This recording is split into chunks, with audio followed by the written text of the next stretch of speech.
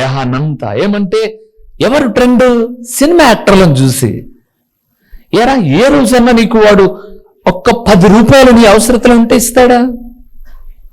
ఒక జత బట్టలు ఏమైనా ఇస్తాడా నీకు? పాతదేమైనా? ఎవడరా నీకు మోడల్?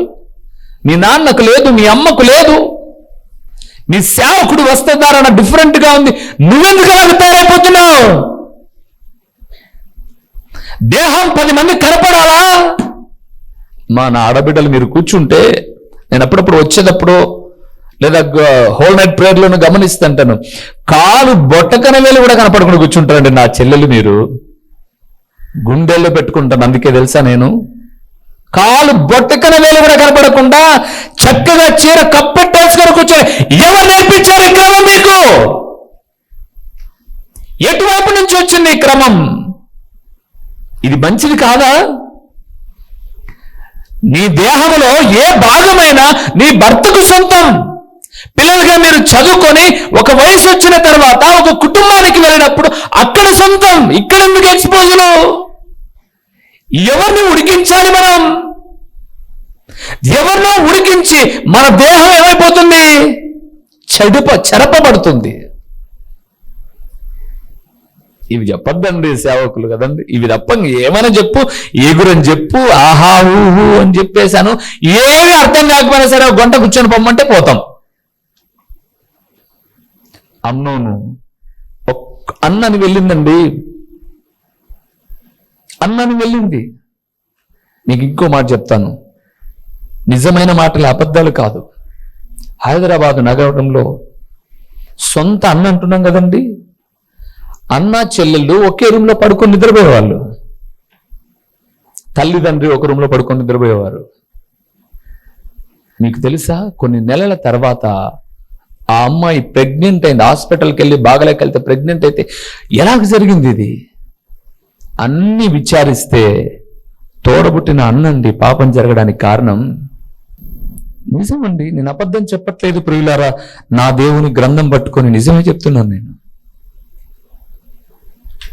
చూస్తున్న అసభ్యకరమైనటువంటి రాత్రిలో పూట ల్యాప్టాప్లలో ఫోన్లలో చూసిన అసభ్యకరమైనవి రక్తం బంధం మరుగున పడిపోయి పాపం జరగడానికి కారణమైందండి. దేహాన్ని చెరుపుకోకూడదు.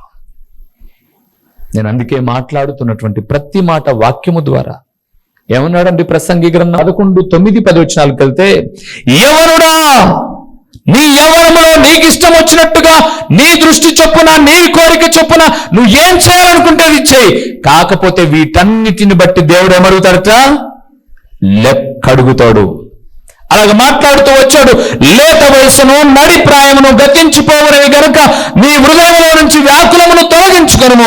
నీ దేహమును చెరుపు, దాన్ని ఏం చేయాలి? తీసేసుకో. చెడ్డ స్నేహాలు, నేను చెప్పాను కదండి, అన్నా చెల్లెళ్ళని స్వతహాగా రక్త సంబంధికులే బిడ్డలే కానీ వారిని చెడగొట్టిన స్నేహం సోషల్ మీడియా. అసభ్యకరమైనటువంటివి, చూడకూడనివి. సో దేహాన్ని చెడ్డ స్నేహాల ద్వారా ఏం చేయకూడదు? మనము చెడగొట్టుకోకూడదు. అమ్మాయిలు, చాలా శ్రేష్టమైనది మీ జీవితం, చాలా శ్రేష్టమైనది.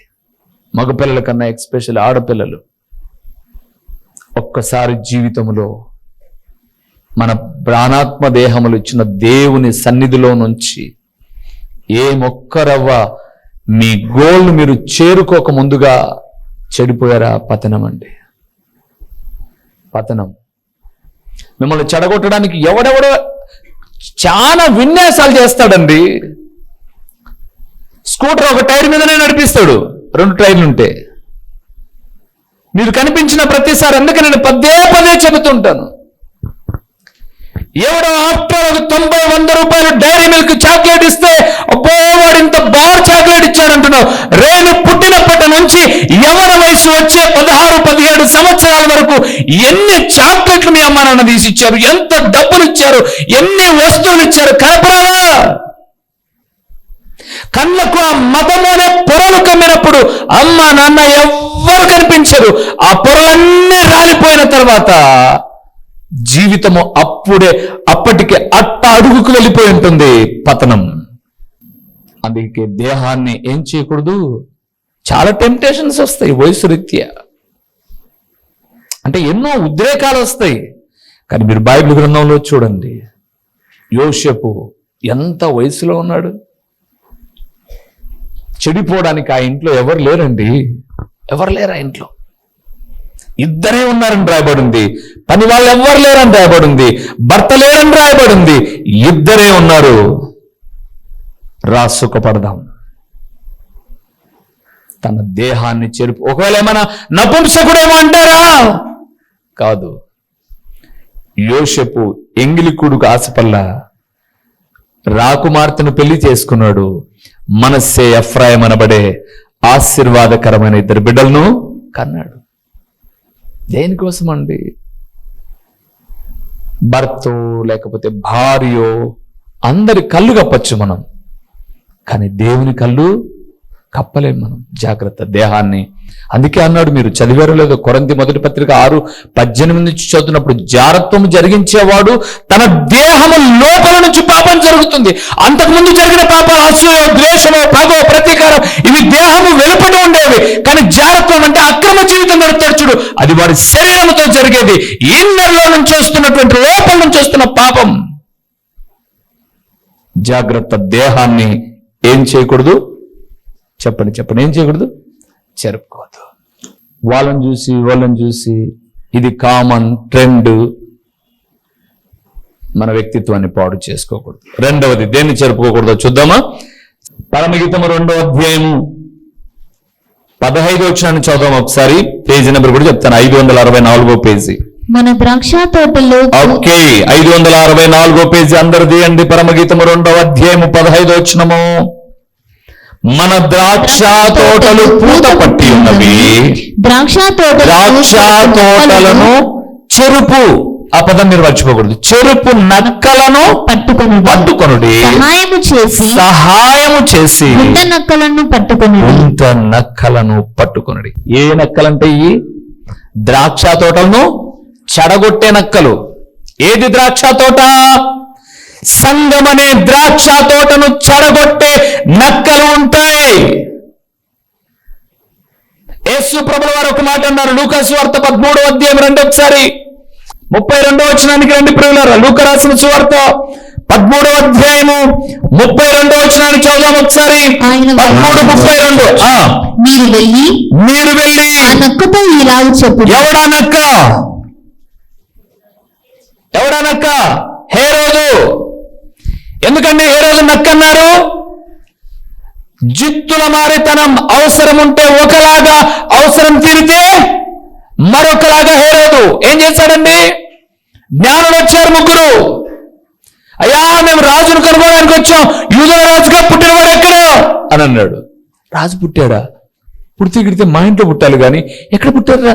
ఏమో, మేము తూర్పు దేశం అనే నక్షత్రాన్ని చూసి వచ్చాం. ఇప్పుడు అంటాదండి నక్క, అయితే మీరు వెళ్ళి ఆయనను పూజించి ఎక్కడున్నాడో ఆ సమాచారం నాకు కూడా తెస్తే నేను కూడా వచ్చి ఏం చేస్తాను? పూజిస్తాను అన్నాడు. కానీ దేవుని దూత చెప్పారు, వాడు చంపడానికి ప్లాన్ వేశాడు, మీరు వేరే వెళ్ళిపోండి అని. 2 సంవత్సరాల పిల్లలందరినీ చంపాడు. అంటే లోపలేముంది? కపట స్వభావం. మందిరానికి రానులు కూడా మిమ్మల్ని అడగచ్చు, ఏం చెప్పాడు ఈరోజు వాక్యం? 3 పిల్లలు పోట్లాడుకున్నారంట. ఇప్పుడు తక్కువైపోయింది. ప్రారంభ దినాలు పోట్లాడుకుని నేనున్నా నీతో అని వెళ్ళిపోయిందంట భార్య. నువ్వు వెళ్ళిపోయినట్టు ఊరుకుండదు. పక్కింటికి ఫోన్ చేసి, తిన్నాడక్క మా మొగుడు? ఏ డ్రెస్ వేసుకున్నాడు? పోతున్నాడా లేదా డ్యూటీకి? చూడలేదా మీరు ఎప్పుడు? ఇలాంటి జరగలేదా? ప్రారంభ దినాల్లో నన్ను ఏమని అడిగినాడక్క? ఇంకా నువ్వు పోయినా వాళ్ళకి ఇంటికి, ఇంక మళ్ళీ ఈ సమాచారం ఎందుకున్నా? సరే, ఇక్కడ ఏమైనా మంచి ఆలోచన ఉంటే వచ్చే మొహంతో కాపురం చేయి. ఇప్పుడు నువ్వు ఆరాధనకు రాలేదు, రాలేని దగ్గర గురించి ఎందుకు విషయాలందా? ఇప్పుడు ఈ నక్కలు ఉంటాయి లోపల కొన్ని. ఈ నక్కలు ఏం చెప్తాయంటే, అసలు ఈ రోజు వాక్యం అంతా నీకే అక్క, మరి నువ్వెందుకు కూర్చున్నావుడా? ఇప్పుడు అంతా వాళ్ళకింటే నువ్వెందుకు కూర్చున్నట్టు, నన్నెందుకు చెప్పించినట్టు, దేవుడు ఎందుకు మాట్లాడినట్లు? సంఘమును చెడగొట్టే ఏ నక్కలంటాయి? చెప్పండి, ఏ నక్కలు? నక్క అన్నాడు, మళ్ళా రెండో లైన్ ఏమన్నాడు?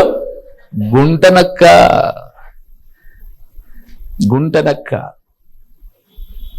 దేవుని బిడ్డలారా, హేరోదు చాలా కపటంగా మాట్లాడాడు. మీరు వెళ్ళండి, పూజ చేయండి, నేను కూడా వచ్చి చేస్తా అన్నాడు. వాళ్ళు వెళ్ళిపోయారు. సరే పోతే పోయారులే అని అనుకోవాలా. ఇంకా 2 సంవత్సరాల లోపున్న పిల్లలందరినీ చంపించేస్తా ఉన్నాడు. మరి పూజిస్తా అన్నావు, అదంతా ఏంటి? కపటం. దేవుని ప్రియబిడ్డలారా, అంతరంగాల్లో ఒకటి, పైకి ఒకటి ఉండకూడదండి. పైన ఒకటి, లోపల ఉండకూడదు. యథార్థం అంతే. తిడతావో, అలుగుతావో, సనుగుతావో, దేవుడు చెప్పన్నాడు, పగలగొట్టేసి కుండ వెళ్ళిపోతాను అంతే. మళ్ళా ద్వేషం పెట్టుకోను. ఇంకా నేను నిజంగా చెబుతున్నానండి, ద్వేషం పెట్టుకోను నేను. నా మనసు ఏంటంటే, వాక్యం చెప్పాను, మారడం మారకపోవడం నీ ఇష్టం. ఇంకా నువ్వు మారలేదని నీ మీద ద్వేషమే పెట్టుకోను నేను. కానీ మీరేమనుకుంటున్నారంటే, ఈరోజు మా ఇంటికే, మా కుటుంబం గురించి మంచిదే కదా. ఫ్యాన్ కింద కూర్చున్నాక గాలి వస్తుంది, చర్చిలో కూర్చున్నాక వాక్యం వస్తుంది. దానికి మాకే నాకే అంటే ఇంకా మంచిదే కదా. ఉడుకు ఊపుకోకుండా ఫ్యాన్ తిరగడం మంచిదే కదా. బతుకు చెడిపోకుండా వాక్యం అందడం మంచిదే కదా. రేపొద్దున 10 మందిలో నవ్వుపాలు గాడికి ఈ పొద్దు చెప్పడం మంచిది కదా. అదే చెప్పొద్దు మాకు. వాక్యము చెబుతుంటే 100 మందిలో నాకేనను అనుకున్నావే, మరి మిగతా 99 మంది ఏమనుకోవాలా? ఏమనుకోవాలా? వాళ్ళంతా నల్లపూసలా, శుద్ధ పూసలా? వాళ్ళు అనుకోవచ్చు కదా. ఒకవేళ నీ పేరు పెట్టి కదా, ఇలా పేర్లు ఎవరైనా పెట్టచ్చులే, ఇక్కడ చూడు, దాని పేరు పెట్టాను నేను అనుకోండి, ఆ చిన్నపిల్లలు వాళ్ళని పట్టించుకోరులే. వాళ్ళకేం తెలియదు. పేరు పెడితే చెప్తే అప్పుడు ఓకే పలాని పేరుని అంటే చెప్పిన ప్రతి మాట నీకే తగులుతుందంటే అవన్నీ నీలో ఉన్నాయి కదా. మరి మారు. మందిరానికి వచ్చే యాక్టింగ్ ఎందుకు? నక్క స్వభావాలు మారాలి. అందుకే యేసుప్రభు ఆ నక్కతో పోయి చెప్పండి, ఈ రోజుంటా. చదవండి అన్నమాట మళ్ళీ ఒకసారి. లూకాసు వార్త 12:32. మీరు వెళ్ళి ఆ నక్కతో ఇలాగ చెప్పుడి, ఇదిగో నేడును రేపును నేను దయ్యములను వెళ్ళగొట్టుచు. దర్శన్ ఇప్పుడు చెప్పద్దురా, ఇచ్చుకొచ్చు. దేవుని వాక్యం యేసుప్రభు అంటున్నాడు, నేడు రేపు దయ్యాలు వెళ్ళగొడుతూనే ఉంటా. పోయి హేరోదుకు చెప్పు, ఆ నక్కతో చెప్పు. అందుకే అన్నాను, ప్రభునందు ప్రియులారా, దేవుని వాక్యం చెబుతూ ఉంటాను, బాగుపడండి. రోజులు బాగలేవండి. నిత్యము వాక్యం వింటున్న పిల్లలు దారి తప్పిపోతున్నారు, కుటుంబాలు చెడిపోతున్నాయి. నిత్యము వాక్యం వింటూనే చెడిపోతూ ఉంటే ఇక వాక్యమే లేకపోతే కుటుంబాలు ఏమైతే ప్రియులారా? చెడిపోతాయండి. బజారు పాలవుతాయండి. ఒకరోజు కాకపోతే ఒకరోజైనా దేవుడు మాట్లాడినప్పుడు సరిదిద్దుకుంటే బాగుపడతామండి. కుటుంబాలు పాడైపోతాయి ప్రియులారా. అందుకే దేవుడు అంటున్నాడు, దేహాన్ని చెరపద్దు, సంఘాన్ని కూడా మనం ఏం చేయొద్దు, చెరపద్దు. ఒక్క మాట చెప్పి ముగించేస్తాను. యెహెజ్కేలు గ్రంథం 28వ అధ్యాయము 17వ వచనాన్ని చూద్దామా? యెహెజ్కేలు గ్రంథం 28వ అధ్యాయము 17వ వచనాన్ని చూద్దాం. నీ సౌందర్యము చూచుకొని, నీ సౌందర్యమును చూచుకొని నీవు గర్వించిన వాడవై తేజస్సు చూచుకొని, నీ తేజస్సు చూసుకొని జ్ఞానమును చెరుపుకొంటివి. 4వది పిల్లలు, టెక్నాలజీ అని జ్ఞానాన్ని చెడగొట్టుకోమాకండి. ఇప్పుడు ప్రజెంట్ టెక్నాలజీ ఏంటి? ఏఐ టెక్నాలజీ కదా. ఏఐ ఎంత టెక్నాలజీ మీకు తెలుసు కదా. ఏఐ ఎంత టెక్నాలజీ అనంటే, మనల్ని ఇలాగ ఒక ఫోటో తీసింది అని అంటేనట, ఇప్పుడు మనం ఫోటో స్టూడియోకి వెళ్ళి ఫోటో తీర్చుకుంటాం. ఫోటో తీయించుకుంటే మన ఫేసు, మన డ్రెస్ ఎక్సెట్రా కనపడతాయి. ఏ టెక్నాలజీ లోపల మచ్చలు కూడా కనపడతాయి. నిజం. రానున్న దినాలలో మనం ఏదైనా ఒక పాట పాడితే మ్యూజిక్ అంతా అదే కొట్టేస్తుంది. రెండోసారి నువ్వు పాడకపోయినా కూడా నీ స్వరంతో పాడేస్తుంది. అంత టెక్నాలజీ పెరిగింది. అయితే టెక్నాలజీ మోజులో పడి దేవుడిచ్చిన జ్ఞానాన్ని ఏం చేయొద్దు, చెడగొట్టుకోవద్దు. ఈరోజు దైవికమైన జ్ఞానాన్ని దేవుడిస్తే టెక్నాలజీ చేత చాలా మంది తమ జ్ఞానాన్ని చెడగొట్టుకుంటున్నాడు. బైబిల్ గ్రంథంలో కొంతమంది దైవ జ్ఞానం కలిగిన వాళ్ళు చెప్పండి, మీరు చూద్దాం.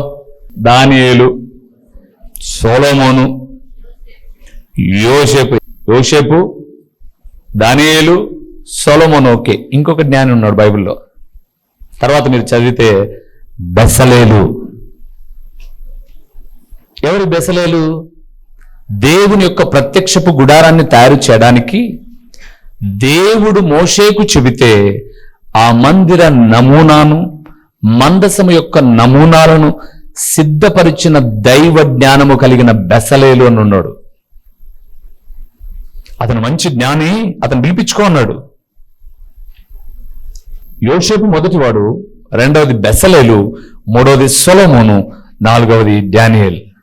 కానీ మీరు గమనిస్తే ఈ నలుగురిలో యోసేపు కానీ, బెసలేలు కానీ, దానియేలు కానీ తమ జ్ఞానాన్ని వాళ్ళు ఏం చేయలే, చెడగొట్టుకోలా. కానీ సొలొమోను మాత్రం 11వ అధ్యాయం మీరు తర్వాత చదువుకుంటే రాజుల మొదటి గ్రంథం 3వ వచనంలో 11:3లో తన భార్యలు అన్య దేవతల వైపు తన మనస్సును తిప్పగా తన జ్ఞానాన్ని ఏం చేశాడు, తను చెరిపేసుకున్నాడు. దేవుని బిడ్డలారా, దేవుడు మిమ్మల్ని బాగా ఆశీర్వదించి చక్కగా చదువుకుంటే, బాగా ప్రయోజకులైతే విదేశాలకు కూడా వెళ్ళిపోండి హ్యాపీగా. అక్కడ కూడా చదువుకోండి, అక్కడ కూడా ఉద్యోగాలు చేయండి, బాగా సంపాదించుకోండి. కానీ దేవుని జ్ఞానాన్ని మాత్రం ఏం చేసుకోవద్దు, చెడగొట్టుకోవద్దు. ఎక్కడికైనా వెళ్ళిపోండి. క్రీస్తు లేకోకుండా మాత్రం జీవించద్దు. నాకు చాలా మంది తెలిసిన వాళ్ళు చెప్పే మాట, నువ్వు ఏ దేశానికైనా వెళ్ళి చదువుకోరా బాబు, ఎక్కడైనా వెళ్ళి చదువుకోరా బాబు, కానీ దేవుడు లేకుండా బ్రతకాకరా అని చెప్పామన్నా మా పిల్లలకని చెప్పిన తల్లిదండ్రులు చాలా మంది నేను ఎరుగుదు. దైవికమైన జ్ఞానం లేకపోతే చెడిపోతారు పిల్లలారా. హాస్టల్లో ఉంటే అది వేరే విషయం, వాళ్ళకు ఒక క్యాంపస్లో ఒక బౌండరీలో ఉంటారు కాబట్టి, ముఖ్యంగా ఆడపిల్లలైతే బయటికి వెళ్ళే అవకాశం ఉండదు. కానీ ఉద్యోగాలకు చదువుకోవడానికి వెళ్ళినా కూడా తల్లిదండ్రులు ఈరోజు ఆరాధనకు వెళ్ళావమ్మా, వెళ్ళావా నాయనా అని అడిగేలేదు. ఏం తిన్నావు, ఏందైనా ఇవన్నీ అడుగుతున్నారు. కానీ ఈరోజు మేము ప్రార్థనకి వెళ్ళి వచ్చాం, నువ్వు వెళ్ళావా ప్రార్థనకు? అదే వెళ్దామనుకున్నా దినదినం దేవునికి దూరం అయిపోతే, ఆత్మీయ మంట చల్లారిపోతే అపవాది వచ్చి పైన కూర్చుంటాడు. అందుకే దేవుని సన్నిధానంలో జ్ఞాపకం చేస్తున్నాను, ఆత్మీయతను ఎప్పుడు పోగొట్టుకోకూడదు. అవకాశం ఉందా, నీకు బాగా వెళ్ళడానికి అవకాశం ఉందా, గో, ఎక్కడో చోటు మందిరానికి వెళ్ళిపో. వెళ్ళాలనుకున్నావా, చిన్న మందిరానికి వెళ్ళు. అక్కడ 20 మందో 30 మందో 50 మందో 100 మంది ఉంటారు కదా, నీ మీద ప్రత్యేకమైన నిఘా పెడతారు. నీ వస్త్రధారణ ఎలాగుంది, నీ విధానం ఎలాగుంది, నీ మాట ఎలాగుంది, నువ్వు వచ్చిపోతున్నప్పుడు ఏమైనా సంఘంలో పరిచయం చేస్తున్నా గమనిస్తారు. 100 మంది లోపు ఉంటే, 1000 మంది ఉన్నారనుకోండి, ఆ గుంపులో వచ్చింది ఏ గొర్రె పోయిందో ఏమీ తెలియదు. గుంపొద్దు. అలాగని నేను పెద్ద చర్చలను తునీకరిస్తున్నాను అన్నో, తునీకరించట్లా నేను. వాళ్ళ ఆ సంఘ సహవాసులు, వాళ్ళ కాపరికి వాళ్ళు తెలిసేమో. మీరు ఏదో ఉద్యోగం నిమిత్తమో వ్యాపారం నిమిత్తం కొంతకాలం ఉండి వచ్చేస్తారు. ఆ కొంతకాలం మనం వెళ్ళిన చోట మన పేరు అలాగే ఉండాలి. నాకు తెలిసిన ఒక తమ్ముడు జమ్మలమడుగులో MBBS డాక్టర్ అండి. ఒక సేవకుని కూతుర్ని చేసుకున్నాడు. అమ్మాయి కూడా డెంటల్ డాక్టర్. ఆ అబ్బాయి కుప్పంలో MBBS ఫ్రీ సీట్ వస్తే కుప్పంలో చదివాడు. మేము వాళ్ళ పెళ్లికి వెళ్ళాం, వాళ్ళకు పాప పుట్టినప్పుడు కూడా వెళ్ళాం. ఒకరోజు ఈయన మా పాస్టర్ గారు అంటే ఇంట్రొడ్యూస్ చేశాడు. ఇప్పుడు ఇక్కడికి వచ్చేసాడు, జాబ్ కూడా చేసుకుంటున్నాడు జమ్మలమడుగులో గవర్నమెంట్ డాక్టర్ గా. ఆ ఊరు పాస్టర్ నాకు తెలుసు, సిఎస్ఐ పాస్టర్ గారు. ఆయన చెప్పట్లా, ఈయన మా పాస్టర్ అంటే ఎక్కడ వెళ్ళే చర్చి అన్నాను. కుప్పం అండి అని అన్నాడు. కుప్పం చర్చి, నువ్వు ఇప్పుడు ఎక్కడ ఉంటున్నావు? ఇక్కడే జాబ్ చేస్తున్నాను. అప్పుడు నేను అక్కడ చదువుకునేటప్పుడు ఎంబీబీఎస్ అక్కడికి వెళ్ళేవానండి అని అన్నాడు. ఓకే, అయిపోయింది. అబ్బాయి మాకు ఆయన భార్య పిల్లలు లంచ్ ప్రిపేర్ చేస్తున్నారు. పాస్టర్ గారితో నేను మాట్లాడాను. మీ దగ్గర క్రమంగా వచ్చేవాడు అబ్బాయి. ఆ పాస్టర్ గారు చెప్పాడండి ఆ పిల్లల గురించి, మందిరానికి ముందే వస్తాడన్నా, చేపలు వేస్తాడన్నా, పనులన్నీ చేస్తాడన్నా, లాస్ట్ లో మందిరం అయిపోయిన తర్వాత వెళ్తాడన్నా. ఇప్పుడు అబ్బాయి వచ్చిన తర్వాత మాకు లోటన్నా, సంఘంలో ముందు వస్తాడన్నా. వాళ్ళ నాన్న ఒక 5,000 రూపాయలకు ఒక డీజిల్ మెకానిక్. అతను ఎల్ఎంసి హాస్పిటల్ ఉంది కదండి, క్యాంబెల్ హాస్పిటల్, అందులో జనరేటర్ దగ్గర ఉంటాడు అతను. కరెంటు పోతే జనరేటర్ లోపల డీజిల్ పోసి మిషన్ రన్ చేసేవాడు. అదే హాస్పిటల్లో వాళ్ళమ్మ ఒక 8,000 జీతం. ఈ పిల్లవాడు దైవికమైన క్రమం, భక్తి. ఈరోజు వాళ్ళ కుటుంబం ఎలా వెళ్ళిపోయింది తెలుసా? ఒక చిన్న గూడు ఉండేది కాదండి, వాళ్ళకు చిన్న గూడు ఉండేది కాదు. ఈరోజు ఆ అబ్బాయి ఒక 25-30 లక్షల కారులో తిరుగుతున్నాడు. ఇల్లు ఒక మంచి 78 లక్షలు పెట్టి ఇల్లు కట్టినీళ్ళు కొనుక్కున్నాడు. వారి తల్లిదండ్రుల స్థితి మారిపోయింది. నాకేంటి విద్య వచ్చు, నేను ప్రయోజకునిగా ఉంటా, డాక్టర్ అయిన తర్వాత ఎక్కడైనా బతకచ్చు అని అనుకోలా. దైవ జ్ఞానాన్ని కోరుకున్నాడు. దేవుని సన్నిధిలో జీవించిన జీవితం వారి తల అలాగ లేపబడింది. దేవుని పిల్లలారా, ఎప్పుడు వస్తారు మీరు చర్చికి? ఓకే, మీరు చదువుకుంటున్నారు నాయన, మిమ్మల్ని కాదనం మేము. చదువు లేదు, ఎగ్జామ్స్ అయిపోయాయి, ఫ్రీగా ఉన్నారు, అలాగొచ్చి మందిరంలో ఆడపిల్లలకి ఏదైనా పని చేయొచ్చు కదా. అమ్మోళ్ళు శనివారం పూట శుభ్రపరుస్తూ ఉంటారు, అలాగే రావచ్చు కదా. మగ పిల్లలు ఏం చదువు లేదు అంటే నీకు ఇప్పుడు అంత ప్రాముఖ్యమైనటువంటి పబ్లిక్ ఎగ్జామ్స్ లేవు. వాడు వస్తాడు, విశ్వాసం వస్తాడు, అవన్నీ క్లీన్ చేస్తా ఉంటాడు. అలాగే ఏదో ఒక పని అమ్మోళ్ళకి అట్లా తోడుగా మగపిల్లలు ఎందుకు చేయకూడదు? మనం జ్ఞానాన్ని పెంపొందించేది దేవుడే. చెప్పండి, ఇప్పుడు ఏమేమి చెరుపుకోవద్దు? మనం దేహమును చెరుపుకోవద్దు. రెండవది, సంఘాన్ని మన వల్ల ఎప్పుడు సంఘము చెడిపోకూడదు. మన వల్ల చెడిపోకూడదు. నేను రాకపోతే 10 కుటుంబాలు రావు, నేను 10 మందిని లాగుతా. సంఘాన్ని చెడగొడితే నీ కుటుంబం చెడిపోతుంది, నువ్వు పాడైపోతావు. మూడవది, జ్ఞానాన్ని కూడా ఏం చేయకూడదు? చెడగొట్టుకోకూడదు. లేచి నిలబడండి, ప్రార్థన చేద్దాం. దేవా, ఏ చెడ్డ స్నేహము నా మనసును కానీ, నా విశ్వాసమును కానీ, నా దేహమును కానీ, నా సంఘమును కానీ, దేవా మీరిచ్చిన జ్ఞానాన్ని కానీ చెడగొట్టుకునే స్థితిలో నేను ఉండకోకుండా నీ బిడ్డగా, నీ స్వారూప్యములో నా వలన నీ కార్యాలు జరిగే రీతిగా నేను ఉంటాను. నన్ను ఆశీర్వదించు. నీ కృపలో జ్ఞాపకం చేసుకొని తలలు ఉంచుదామా? కళ్ళు మూసి ప్రార్థన చేద్దాం.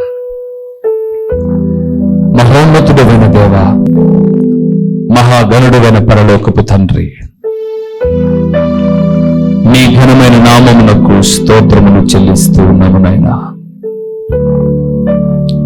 ఒక పాపాత్ముడు అనేకమైన మంచి పనులను చెడగొడతాడు అని ప్రసంగి 9:18, 1 కొరింథీ 15:33 దుష్ట సాంగత్యము మంచి నడవడిని చెడగొడుతుంది అని మేము చూశాం. తాను చెడి 10 మందిని చెడగొట్టే సమాజం ఉన్నటువంటి లోకంలో మేమున్నాం తండ్రి.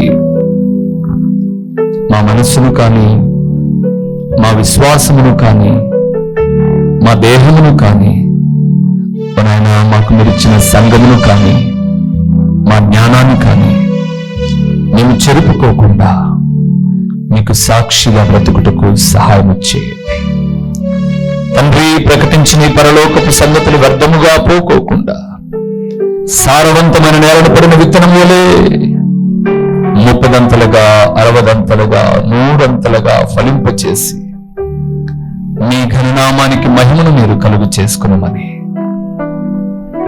మా బిడ్డలను వారి కుటుంబాలను మీ దైవికమైన జ్ఞానము చేత నింపి నాయనా మా ఆత్మీయ బిడ్డలు ఏ ఒక్కరు చెడు స్నేహాలలోనికి వెళ్ళకోకుండా ఇక్కడున్న మా బిడ్డలందరూ దీవెనకరమైన మార్గంలో కొనసాగడానికి కృపనివ్వమని యేసు నామములో అడిగి పొంది ఉన్నాము తండ్రి. ఆమేన్. మా చిరునామా దైవజనుడు బ్రదర్ ఓ రూబేన్ గారు, క్రీస్తు ప్రార్థనా మందిరం, డోర్ నెంబర్ 1-10-386, నగరిగుట్ట, పులివెందుల, కడప జిల్లా. మీ ప్రార్థనా అవసరాల కొరకై సెల్ నంబర్ 9989067409.